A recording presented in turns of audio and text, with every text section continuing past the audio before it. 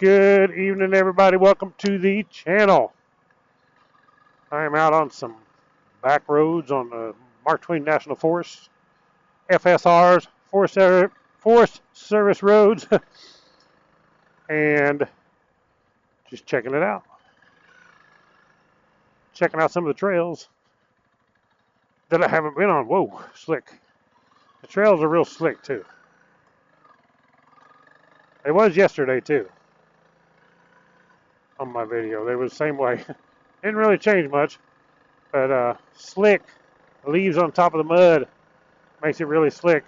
So the question today is, guys, which way should we go? This way? So the question today is, do you own a CRF300L standard like mine, or do you own the CRF300L Rally? Same way with the 250L. Do you own a 250L or do you own a 250L Rally? Comment below which one you have. I want everybody to comment, so you can just say 250L or 250L Rally, 300L, 300L Rally, whatever. If you don't want to make a big long comment, that's fine. Click the thumbs up too while you're at it. Subscribe while you're at it. But the question is, why didn't I get a Rally? And it's a good question.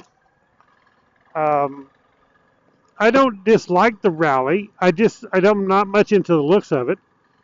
It's really the same bike. There's some differences that reason why I didn't want it. There's some reasons that I thought it would be good too. For one, I guess I would have to say the plastic was the main thing. I like the looks of this one. It's not just the looks of the plastic, the functionality too. This bike feels smaller, feels skinnier, more of a motocross dirt bike feel than the Rally. The Rally feels like more of a adventure bike, a small adventure bike is what it feels like. And, you know, because it has a bigger tank, more plastic, bigger like fairings on it. It does have the headlight with the fairing and the windshield. Now, yes, I did add a windshield to this one. I don't know that this windshield is permanent. You know, it is in the winter, it's great. So that's a cool thing about the Rally is it does have the windshield, and that is a plus, especially in winter riding or highway riding. If you're going to do a lot of highways, the windshield is definitely a plus that the Rally has. I like that part. I don't really care for the windshield for a dual sport like this, but I do like it, like I said, in the winter, and it makes a huge difference. This is a T-Rex Racing windshield on this one. But another advantage that the Rally has is it has a larger gas tank, quite a bit larger, really. And if you're going on bigger trips on the highways, I can see where that would definitely be a plus. If you're going on bigger adventure trips, the more fuel capacity you can have, the better, because you may have a long ways between stops. So that would be great.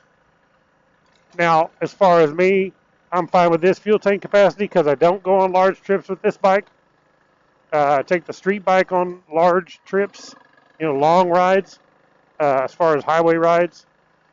But other things, power, they're pretty much the same. They say they're a little bit of difference, but it's not much.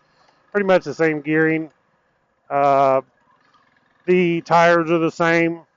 The front brake on the Rally is a little better. It's actually a larger diameter disc. So it's like 30 millimeter larger, and it probably has better front braking, but I've heard people talk about them too and say really you can't tell a difference much. And that's probably due to, yes, it has a larger front disc for better braking, but you're also adding in the weight, and I think that's why Honda put the bigger disc on, is to help stop it because it has more weight. The bike is heavier than this bike. I like this bike being lighter weight. The lighter, the better. And of course, yeah, you go adding stuff to it, you're going to add weight to it. But same way with the Rally, you go adding stuff to it, you're going to add weight to it. It's going to be more weight. So, as far as the bike, I don't hate the bike at all. I mean, and I actually considered it a little bit, not much, just because it just to me, it don't feel like a dirt bike, like a dual sport. It feels like more of a mini adventure bike, which I guess it is. But yeah, the rally is great. If you guys got any comments of why did you choose a rally, put that below. Or why did you choose the standard 300L or 250L and not a rally? So why a rally? That's pretty much the question. Survey marker.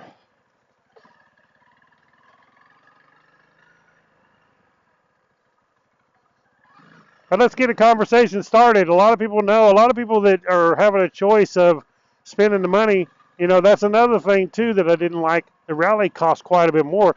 Actually, at my dealer, it was like $700 higher, but some places it's more than $1,000 higher for the rally.